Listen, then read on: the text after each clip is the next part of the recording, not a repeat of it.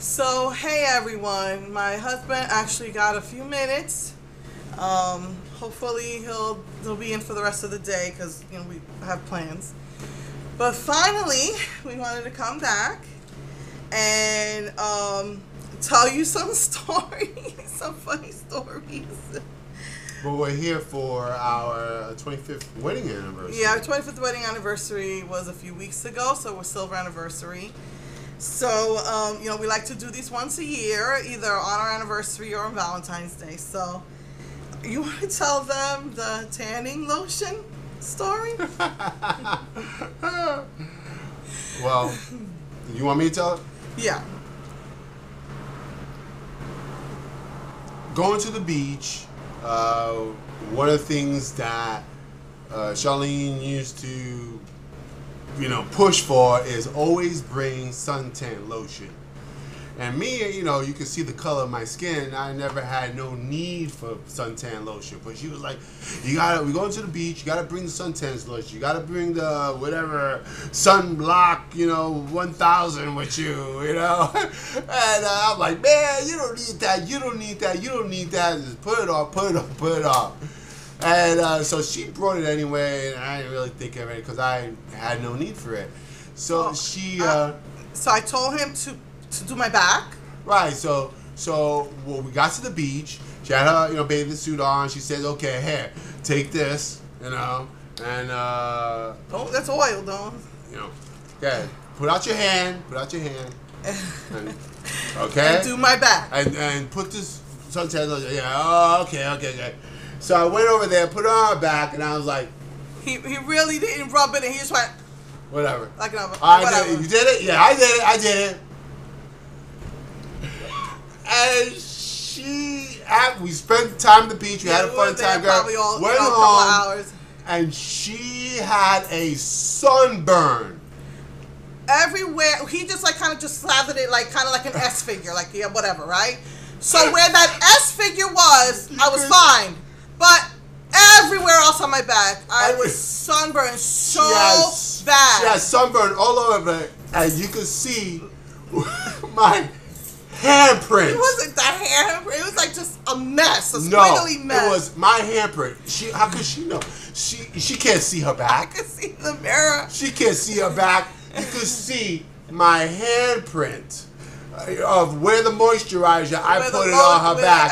Everything else was a sunburn, and then right there in the middle was my 10 fingers moisturizer. He got a really bad sunburn too. So that's what he gets, and both of us were in horrible pain. We couldn't sleep. We tried to. The only rest we had is we put the fan directly on our back, and the fan was one of these, going back and forth fan, and we would die, and none of us got any sleep that night because he didn't listen to me.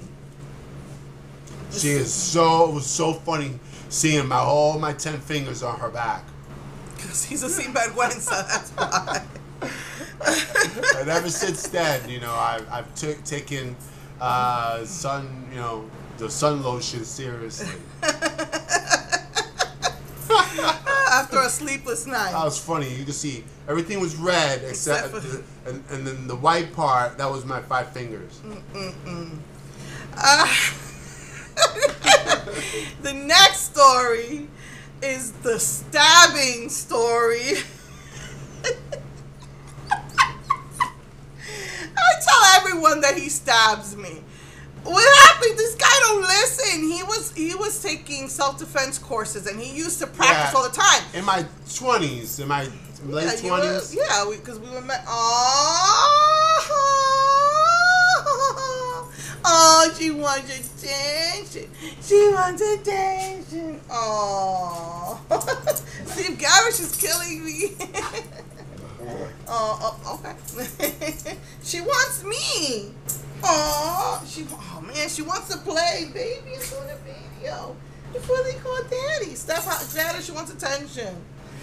Okay, so he used to practice all the time, but he used to practice with a real knife. I say, practice with a stick. Don't do that. That thing might go flying through the air. I mean, I think Stephanie was a baby. He really did. Say that again. I thought I was Bruce Lee, so I had to. He seriously did. So I was like, with a knife. With a real knife. With a real knife. Like a big kitchen knife. And she was like, man, you gotta be careful. That could slip through your hands. That could fly through there. I could be holding the baby. It could hurt me. He's not listening. He says, so I was going. And he went, yup. No, it did not go up. He went, he went like this. And I was standing by a column. You know, what are those things called? The beams that hold up the building? That thing was like a fraction of an inch away from my face. It stabbed the column, and then it fell down and stabbed me in the foot. Because he don't listen, just like with the suntan lotion. And so I tell everyone that he stabbed me. And he gets mad when I say that, but it's true because he don't listen. I tell him don't. But as usual, after something tragic happens, he stopped, fiddling around with the knife. I was like, it was like, oh. What about, the Borders, the bathroom story. Oh my goodness. Let me tell my side and then you tell your side. Okay. Man, Borders was like our kick-it spot. I love the atmosphere of Borders. I don't like the atmosphere of Barnes & Nobles. I don't like Barnes & Nobles, but Borders was our kick-it spot. We used to get coupons every week. And since we live on the job, on the property, we used to just go there just to get away. We loved going there. And so we would just go there, we would hang out, we would pick up books and just look through books or just sit there and have some white chocolate coffee or a white chocolate hot cocoa. We would just sit there and just enjoy each other. But when we got there, we both said, we got to go to the bathroom. So I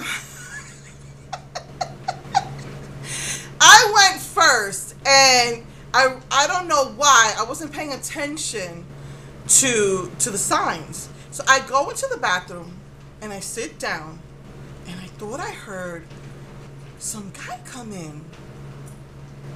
I was like, what the frig is? Maybe he was a transsexual or something. But, I'm doing my thing. All of a sudden, I see another guy come in. I see man's shoes and man's pants, and he sits down in the stall next to me. And I said, oh, my goodness, I'm in the men's bathroom. I mean, I just ran to the bathroom, and the problem was that the woman's bathroom, when you walk in, you don't see it. It's like right here on the left. So I just saw the bathroom right in front of me over here. And so I had my heels on. I said, oh my goodness, I gotta get out of here fast before that guy in the next stall sees me. I don't even think I washed my hands, or if I did, I just grabbed something real quick and ran. I ran out of there, and you can hear my heels going click, click, click, click, click, click, click, click, click, click. And now you tell your side. So I, go to the bathroom. I got my magazine, and I'm, just take care of business, and and all of a sudden, I think I see a pair of the heels. The heels. And you see the heels. The heels on the next stall. I thought you said you heard it when I started running, because you heard the click, click, click, click, click. Yeah, I think, and then you got up, and I was like, man, those shoes sound a little different. So I don't know who it is. So they get up from the next door, they open up the door, and it's going clip clop, clip clop, clip. I said, well, that must be that man's thing. That must be his little thing. He likes to wear clip clop shoes. I go clip clop, clip clop. I was like, what the heck? So I get out the store, finish my business, go outside, and I see her outside the door, and I looked at her. I was like, was that you? I said, oh my goodness. I'm shaking. I'm like, I was in the men's bathroom, and there was a man in there. He was like, that was you. I was like, oh my goodness. She was in the. That was so embarrassing. That was so embarrassing, but we still laugh about it and talk about it to this day. Well, fortunately, I was the only one in there. Thank goodness it was him. I would have died. I would have died if it was a man. Okay. The Mary Kay hustle story. You tell that story. Oh my goodness. So I told you I'm play fighting over here. So all right, guys, come on, come. Oh, you think you could get her? She wants to come, but she won't let me grab her. Here, get her, get her, get her. There we go. There we go. There we go. There we go. So we used to go to when I was actively selling Mary Kay, they used to have parties about 4 times a year, like for special occasions or whatever, like a boat, like a little tiny cruise around Long Island or whatever, a sock hop. And so one of these parties they had, we used to, before, when we were first dating, we used to do the hustle. That was our thing. I mean, we're from the 70s. We were teenagers in the late 70s, early 80s. Well, he's older than me. Him late 70s, me late 70s, early 80s. And the hustle was the thing. It was beautiful. Sometimes you would see it on solid gold. It's just beautiful. And so me and my husband used to do the hustle together. So here we are, like 8 years later, and we said, let's dance. And he was like a little reluctant, right, to dance. I don't know. I'm not sure if it was the Pentecostal thing or what, but you were a little reluctant, no? Yeah, I didn't want to. So I said, come on, I just want to go dancing, blah, blah, let's dance. We started doing the hustle. And when we finished or whatever, I turned around and I saw this long line of women who liked how he danced. I was like, I didn't want to dance. And she was like, Mom, come on, let's dance. So we're like, okay, we're doing our thing. All of these women. Do the hustle. Do the hustle.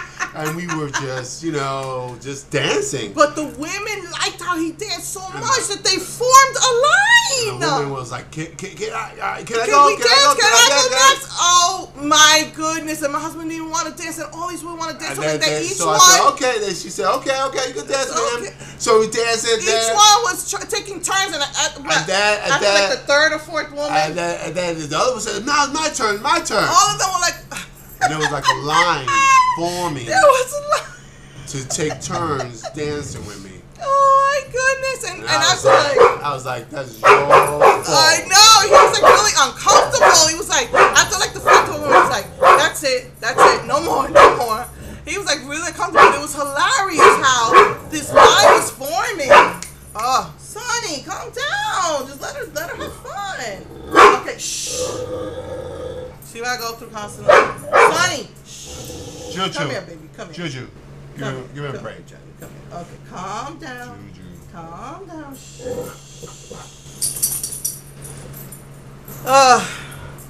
Anyway. So yeah, I remember one of them said, "Oh, if he would have let me dance longer, I would have studied all his moves, and we would have been perfect." And I'm like, "Oh my goodness, what did I start?" I don't know how you're gonna get across. I had like 2 more stories, but I don't know if we're gonna be able to get through them with these dogs and stuff. Can I go over? Go over there and yeah, go ahead. Yeah. Just see how you can get over there. Got it? Yeah, and I'll get the dog. All right. So yeah, he was like, I'm not going to any more parties. I was so uncomfortable. And they were like disappointed because he didn't dance with all of them. There must have been at least 10 women on that line who wanted to dance with him. After I saw our line, I think I said, okay, I think that's enough. And then I was like, I don't think I like that either. All these women wanted to dance with my husband. I have 2 more stories if you want to do the love desk. Okay. All right. Okay, so we want to tell you about our love desk. When we were first married, I mean, we used to fight a lot, and we got into this really knockdown, drag out, not physical but verbal, argument. And we hardly had any money, but I don't know if it was that we had some money from the wedding or just, I think so. It might have been that we had some money from the wedding. Leftover money from the wedding. And he was like, we need to have a desk so you could, where you could do all the balancing the budget, paying the bills and all of that. And now he's the one who taught me. I had never even used a checkbook in my life. He's the one who taught me how to do that. And he said he didn't have the time to do it, and he really wanted me to do it. So we said, well, let's go get a desk. And we went downtown Brooklyn. And there was like this furniture store. It was huge, and we saw this desk.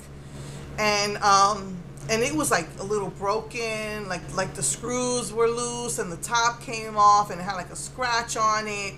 And so we, haggled the guy down.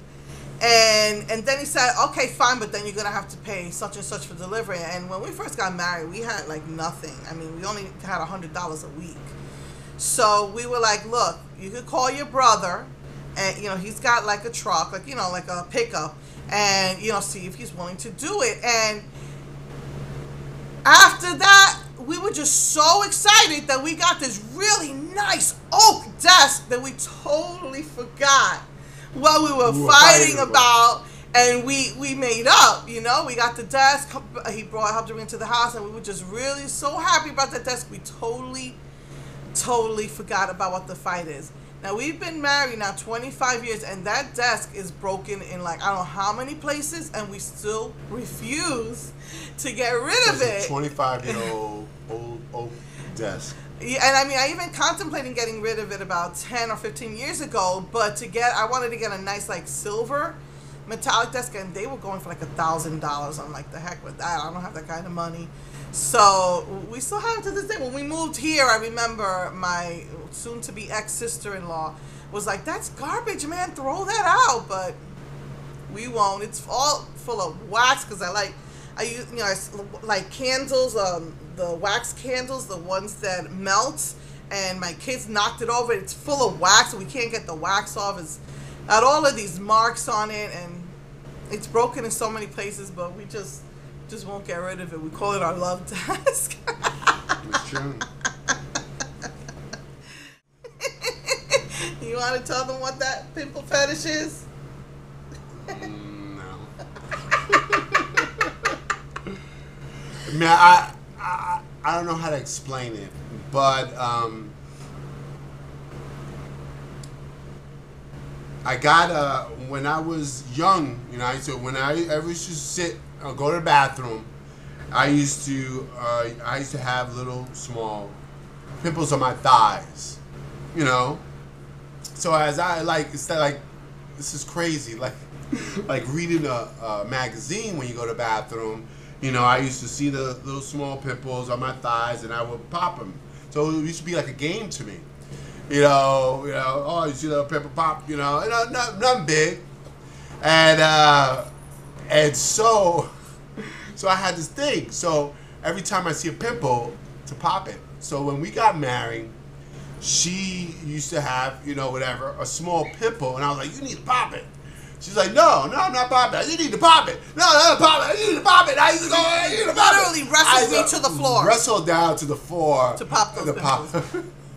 But the bad thing is that this is why I liked getting into Mary Kay, because I used to get cysts on my face. They're not pimples. You try to squeeze that, and all it does is form a big, ugly, nasty bruise. And that's what he used to do to me. It wouldn't pop. And I would go walk around with this big, nasty, bumpy, reddish purple bruise and finally, we were first married, and we were taking some marital therapy, and and so I don't know he said, is there anything? Oh, I said, look, I'm going to tell the therapist on you if you don't stop. When I was telling the therapist, he was so humiliated. The therapist was cracking up. The therapist, the psychologist, had nothing to say to me. He said, I have no response to that. He said, I never heard that before. I heard of such a thing. But he said, I said, I need help here. So give me something. He said, well, what you could do is, because it brings you so much pain, pinch him really hard so he knows how bad that pain is. He was like so embarrassed. He was like, and so, but what happens when we get home? He tried to bust in the pimple. So what do they call that thing? A twerple? I grabbed his nipple, dug my nails in, and twisted that so hard that he saw stars.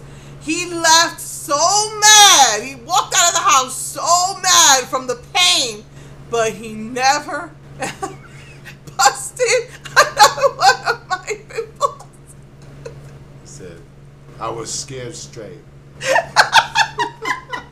Or pained straight. Pain straight.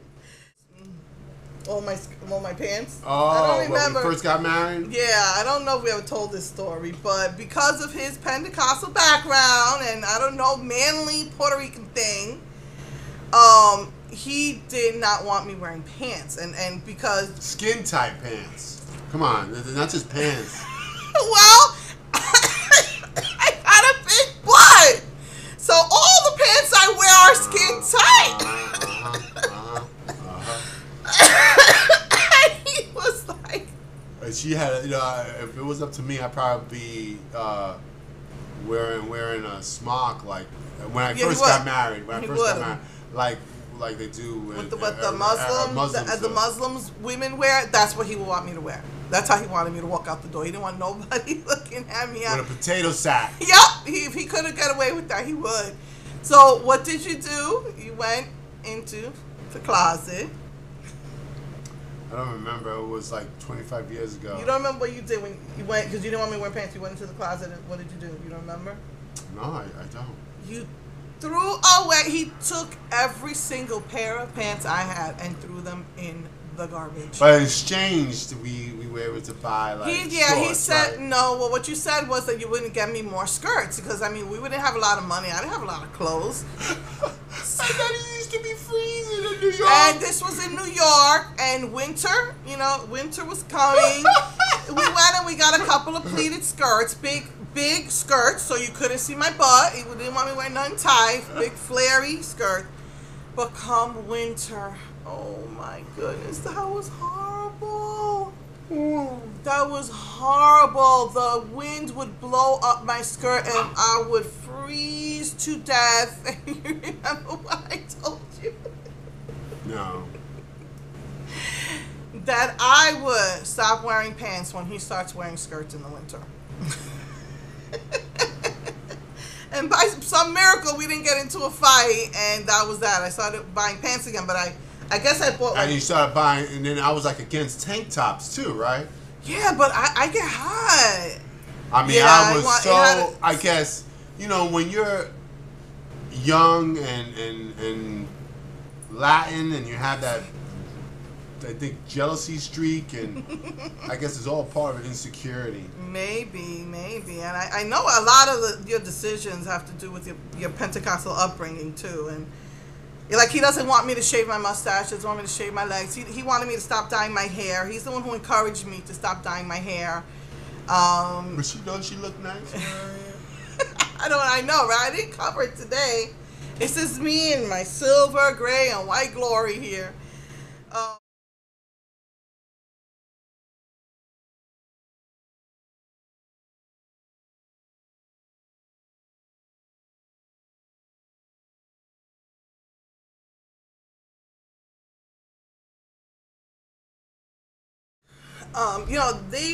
They never argued, but they were from a different generation, and they were married 50 years, and I'm like, this is not the same generation of them, the things are so different now.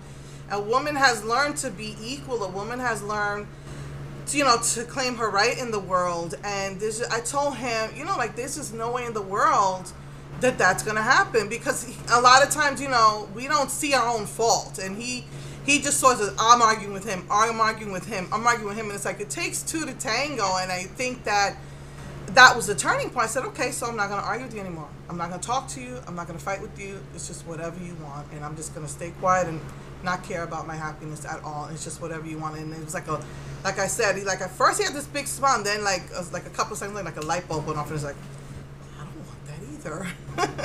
And it still took him, again, it took him like a year to realize. We had went away to some worship seminar or something, and we were sitting in the hotel, and we were just talking, and he finally realized what we really had. I feel that we had something really special, and you know, we look at other marriages and we hear the things that they fight about, and you know, and he was like, man, my wife doesn't do that to me. I remember him telling me that once or twice. Oh wow, man, my wife's not like that. My wife's not like that. And I think you know, I guess little by little he just realized what we had, because I knew the potential that our marriage had. I kind of think that we're like Lucy and Ricky sometimes. You know, we'll fight and then we'll laugh about it. But in the beginning, it used to get like really ugly fights where he wouldn't talk to me for 2 weeks at a time. But yeah, it was pretty bad. And I guess you, again, preconceived ideas, preconception. Yeah. And you come with certain standards and certain expectations. Yeah. And you love. I never knew what really love meant until I married my wife. Because when you first get married, you think love is you know, prettiness and beauty, and you just floating on air, and everything is so happy and la la la la la. But you know, there have been plenty of times we've been in the hospital, by each other's side. By each other's side. She's been on my side, been on her side. We're in competition and going to hospitals. And that's what love is. Love is, you know, commitment and being there for each other, and that's what we have. And I, as a friend of mine from Buffalo, New York, and she got married, and we've recently got in contact with each other through Facebook. And she, you know, I was with her before she had got married. You know, we were friends, and then she got married with this guy, and he wound up, you know, they wind up just breaking up. After 17 years. Yeah, 17 years. And then there were two girls that I knew, ladies actually, and both of them, they both got married, they both divorced. And it's, you know, so they're lonely now, you know, and she tells me on the Facebook, she emails me from time to time, you know, how fortunate you are to, you know, have a soulmate, and we are, you know, truly blessed. All right, so that's all we've got to talk about, and you know, so many things we could talk about, but that's everything I wrote down on the list. So hopefully we'll see you next year, maybe from a different location, who knows. But okay, mwah.